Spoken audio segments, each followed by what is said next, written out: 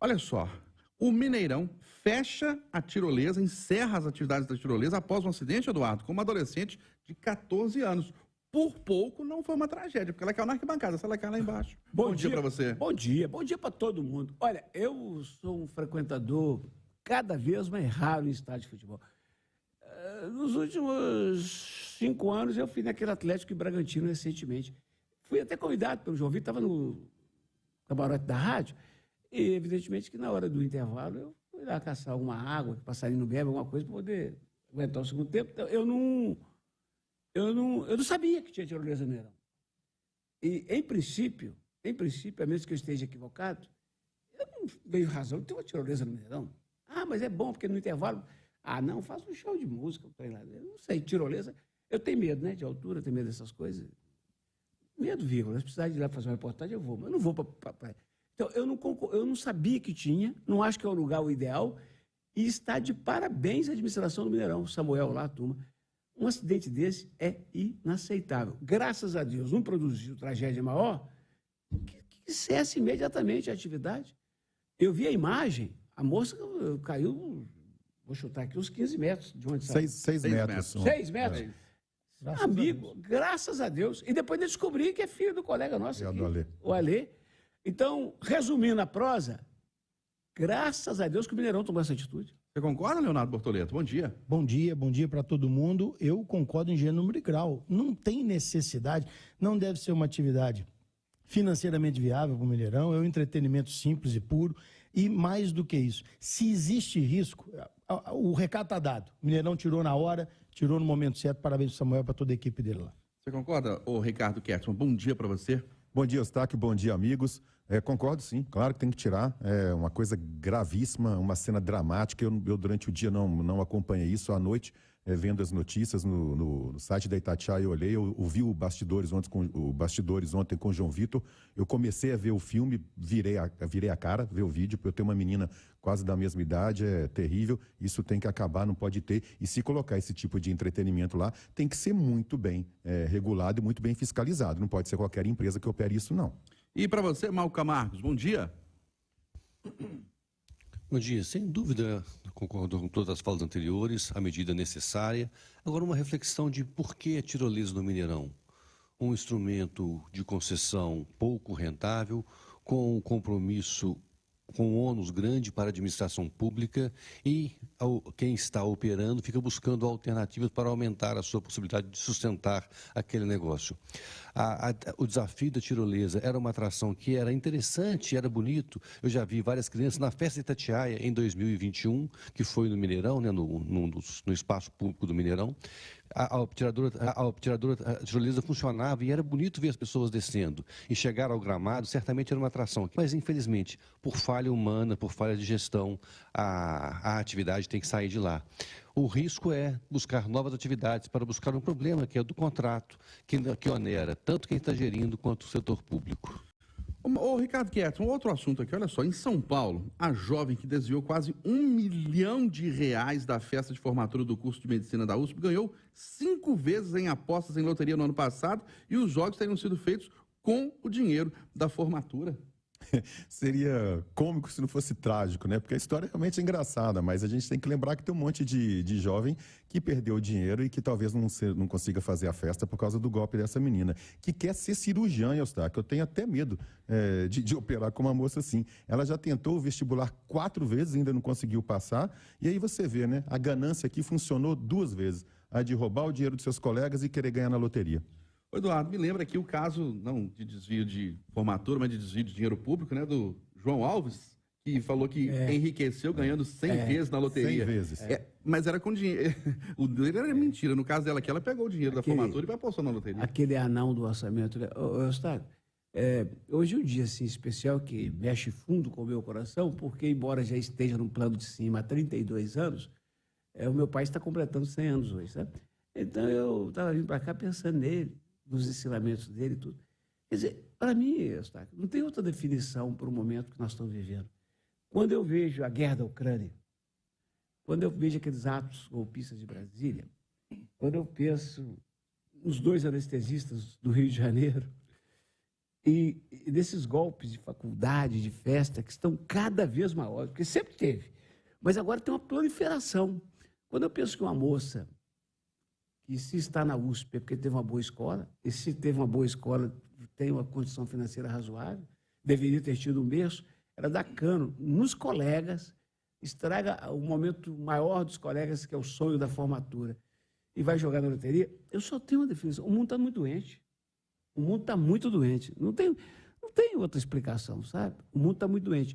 E o sentimento da impunidade é algo, né, que só piora a nossa relação com esse mundo. É impressionante que uma pessoa tem coragem de fazer isso e ela é só mais uma. Só mais uma. Impressionante. E além do crime que ela cometeu, né, Malco, de desviar esse dinheiro, agora não tem mais tempo dos alunos, né, dos colegas da turma, recolherem um valor como esse para fazer a formatura. Eu que estou na universidade sei o que simboliza para cada família contribuir mensalmente nos últimos 2 anos do curso de cada um dos seus filhos para chegar na formatura. Na medicina costuma ser mais, as festas são mais pomposas, são mais suntuosas. As contribuições normalmente são recolhidas pelos 6 anos do curso, ou seja, é um investimento além da mensalidade que tem que pagar se a escola é privada. Na escola pública tem os gastos com a estrutura do curso, que não é barato, e ainda os gastos com a festa que foi furtado por alguém. Eu fico pensando, se de fato ela ganhou, uma figura com tanta sorte ainda precisa furtar o dinheiro dos outros?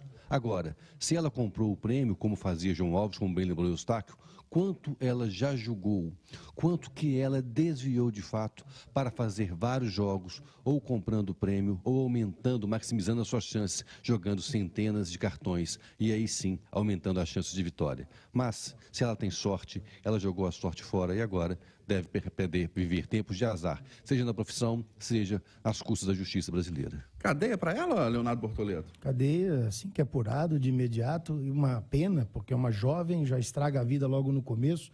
Escolheu medicina, devia estar com a intenção de se especializar em finanças, para lavagem de dinheiro e tal, estaria mais qualificada para tal, desde cedo, mostrando a deficiência de caráter dela. Bem lembrou, Eduardo, nossa crise ela é de ética, ela é de moral, ela é do ser humano.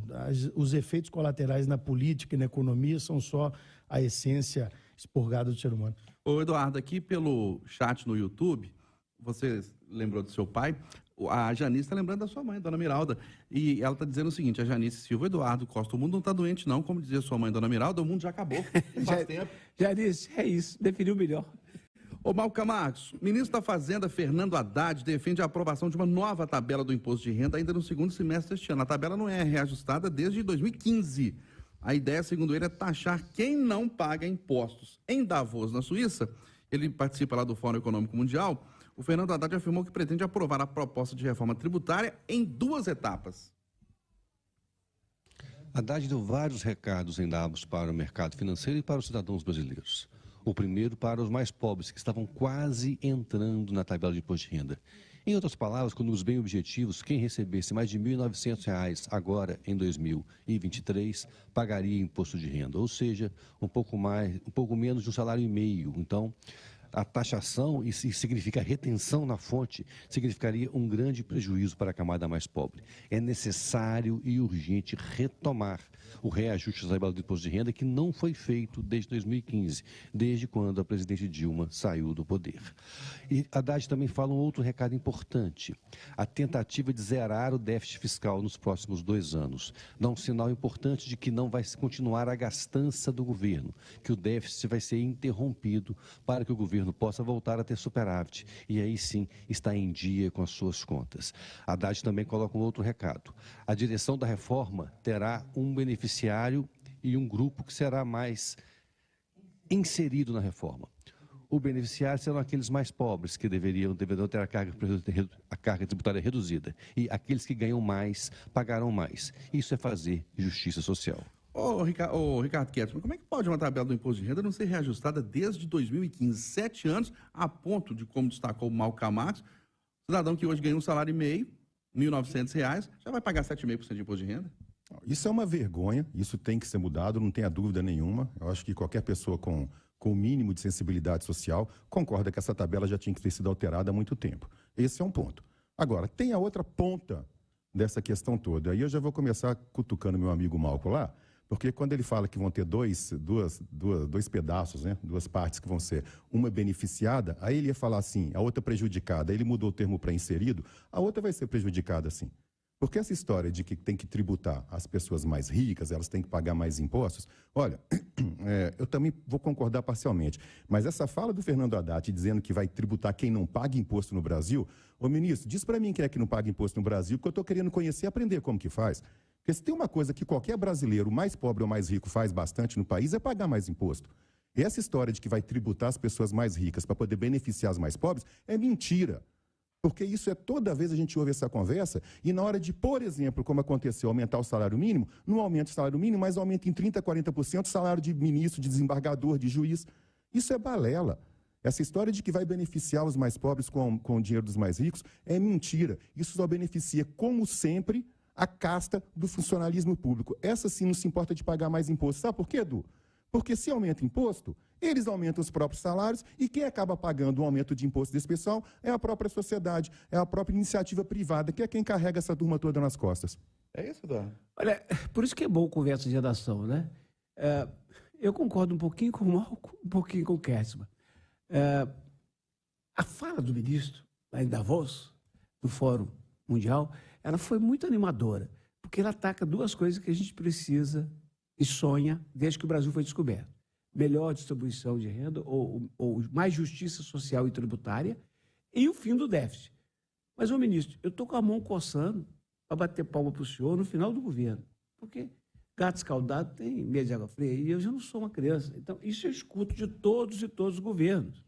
Eu escuto de todos os governos. Aí eu estou com o Kertzmann de que eu preciso ver para crer que rico vai pagar mais imposto. Agora, eu discordo do Kertzmann quando ele fala que rico já paga muito imposto. Comparativamente com pobre, não. Com pobre, não. Com classe média, não. Porque, por exemplo, é duro saber que jet ski não paga imposto, IPVA. É duro saber que um iate, né? Outro dia eu fiquei sabendo que um jogador da seleção brasileira comprou um iate de 25 milhões e não paga imposto, IPVA. E tem as compensações, e aí eu vou entrar num terreno escorregadio, no qual eu tenho pouca militância, mas tem compensações tributárias, amigo. Tem não tributação de lucros, tem uma série de detalhes aí, entendeu? Não tributação de lucros, tem uma série de detalhes aí que você poderia fazer um banco pagar mais e o outro pagar menos. E para encerrar a minha prosa, Eustáquio, o que me apavora quando o PT chega com esse ânimo de reforma tributária, o que me apavora é o seguinte: nós todos sabemos que a reforma tributária é na sua conta, não na minha. Isso é histórico no Brasil. Nós sabemos que os muito ricos têm o seu poder de lobby, têm a sua estrutura dentro do Congresso. Os muito pobres não podem pagar nada. Você vai cobrar o quê do cara que é pobre? Sobra quem? Quem está carregando o país. Sobra a chamada classe média. Eu estou falando do médico, do engenheiro, do jornalista, do cara que labuta, estuda pra caramba. Estuda pra caramba. Ganha 10 mil reais por mês e o governo leva 4 mil dele. E ainda tem que pagar escola, saúde, tudo por fora. Então, o meu medo é que esse discurso muito bonito, mas com Lira na presidência da Câmara, amigo. Hein? Edu, deixa eu só fazer um contraponto rapidinho, Edu. A questão que eu coloquei, e eu acho que eu vou frisar esse ponto de vista, eu não estou falando especificamente em bens duráveis ou bens como avião, como jet ski, nem nada disso, porque aí estamos falando impostos sobre um produto especificamente. O que o ministro Haddad colocou, e eu, Ricardo, aí eu fico bravo, é dizer que a pessoa física, né, do rico não paga imposto. Paga muito. E mesmo quando a gente fala que não há tributação de lucro, há tributação pesadíssima no lucro das empresas. O que não há tributação é do dividendo que o dono de uma empresa, que o empreendedor tira depois de ter pagado bastante imposto lá. É isso que eu fico bastante incomodado. E tem também esse outro aspecto que você falou sobre isenções fiscais, sobre os privilégios de alguns setores. Isso sim tem que mexer. Mas isso não significa não pagar imposto, significa pagar menos imposto, ainda que isso seja descontado sobre os mais pobres, sim. Aí eu concordo com todo mundo. Eu não vou me conformar nunca que a maior locadora da América Latina, que nos orgulha muito estar aqui, pagar o IPVA metade do que eu pago. Não vou me conformar nunca. Ah, não, porque se não fizer isso, ela vai para outro lugar. Que vá, ué. Não é uma Aliás, desculpa. Que vá, não. Que haja, nesta reforma tributária, uma normatização nacional. Sim, aí tem que ser no âmbito do CONFAS, aí não vai filho, sair nunca. Não pode sair daqui para ir para Curitiba, porque o IPVA também é o mesmo. Ô, Leonardo Bortoleto, não é uma incoerência, por exemplo, o Ricardo Ketchman citou os dividendos, né, que o empresário recebe pelo lucro da sua empresa, mas ele não paga pelos dividendos. O cidadão ganha R$3.000, tem desconto do imposto de renda retido na fonte, não é uma incoerência? Quero voltar... É uma espécie de salário, né, vamos dizer assim, do Quero empresário. voltar um pouquinho aqui, Eustáquio, e falar o seguinte: se o assunto fosse simples, a gente teria num conversa de redação inteiro para poder tratar disso aqui, não daria tempo. Agora, a questão é fato. Não atualizar a tabela do imposto de renda, tem que lembrar, durante o governo Bolsonaro não houve nenhuma atualização. 2015, 2016, também sobre outra gestão que não do PT, não teve. Na época do PT teve. Então, primeiro ponto. Segundo, isso aqui não é um recado, não. Eu vou discordar um pouco do Malco, nosso amigo. Isso aqui é uma piada. Isso aqui que ele está falando é uma piada. Você coloca o bode na sala. Você coloca o mais pobre para começar a sinalizar de que ele vai pagar imposto, para daqui 6 meses entrar no Congresso, modificar isso para poder taxar em cima. E aí vou fazer uma ponderação minha. Há um risco muito grande da gente enganar a sociedade brasileira de que empresário não é classe média. Empresário é classe média. Quem estuda economia, quem vê o desenvolvimento econômico do país, entende que a grandíssima maioria dos empresários e empresárias brasileiros é de classe média. Então tem que saber qual é a régua que você quer retirar isso, que aí, indo para a sua pergunta, Eustáquio, temos que entender se aquele resultado financeiro que a empresa produz, que a gente chama de lucro e dividendo, não é o salário dele depois de pagar um tantão de outros impostos na empresa dele. Perfeito. Quando você põe a régua lá para cima, você tem uma outra realidade empresarial. Quando você vai para a realidade empresarial brasileira, que eu gosto sempre de frisar, empresário brasileiro não é empresário por vocação, é por necessidade. Quando você vai para essa turma, tem que ficar de olho para não deixar inviável a rentabilidade dessa pessoa. Eu estou pegando gancho nisso que o Léo falou. Um consultório, um dentista, por exemplo, que é uma pessoa jurídica, né? O dividendo da empresa dele que ele emite nota é o salário que ele faz. Agora, sabe o que é mais triste da história, Stein? O quê? O cientista político Malcolm Camargos, o empresário Bortoleto, um médico. O médico, ele trabalha em 4 empregos. E paga imposto de renda o ano inteiro nos 4 empregos. No final do ano, quando faz a soma, ele paga imposto de novo. E não é pouco, não. E se ele reclamar, imposto de renda, sobre salário. E se ele reclamar, falar alto, vou pagar mais. Assim, quem mandou ganhar muito? Olha pra você ver. Isso é histórico. O governo bota todo mundo para brigar por quem deve pagar mais, para poder esconder a ineficiência dele em gerir com o dinheiro que já tem tudo que ele tem que fazer. Perfeito, Léo. Botar a mão, cortar na própria carne, cortar a ineficiência, burocracia e corrupção, os caras não fazem. E querer tributar a gente para poder supostamente custear, beneficiar os mais pobres, que é mentira. É sempre a mesma história. Eu não acredito. E eu, Ricardo, você sempre contra qualquer criação ou aumento de impostos. Quando falta dinheiro, a dona de casa regulariza a situação na casa dela. Devia fazer isso o governo federal, estadual e municipal. Rapidamente aqui, Malco Camargos, a Confederação Nacional dos Municípios está falando para os prefeitos ignorarem o reajuste nacional do piso dos professores. É uma das profissões mais desvalorizadas ao longo da nossa história. Começa a ter o seu trabalho reconhecido pelo governo Bolsonaro. Agora tem um reajuste dado pelo governo Lula e a Confederação Nacional dos Municípios, com medo do impacto nas prefeituras, recomenda o não segmento. Aqui em Minas nós já temos problemas com o piso. Em Belo Horizonte hoje o piso está sendo contemplado. Parabéns ao prefeito Fuad. Agora é hora de nós repensarmos. Sem educação não há futuro desse país. E para que tenhamos educação de qualidade é fundamental o reconhecimento dos professores. Vambora! Malco Camargos, Leonardo Bortoleto, Eduardo Costa e Ricardo Ketchman participaram da conversa de geração.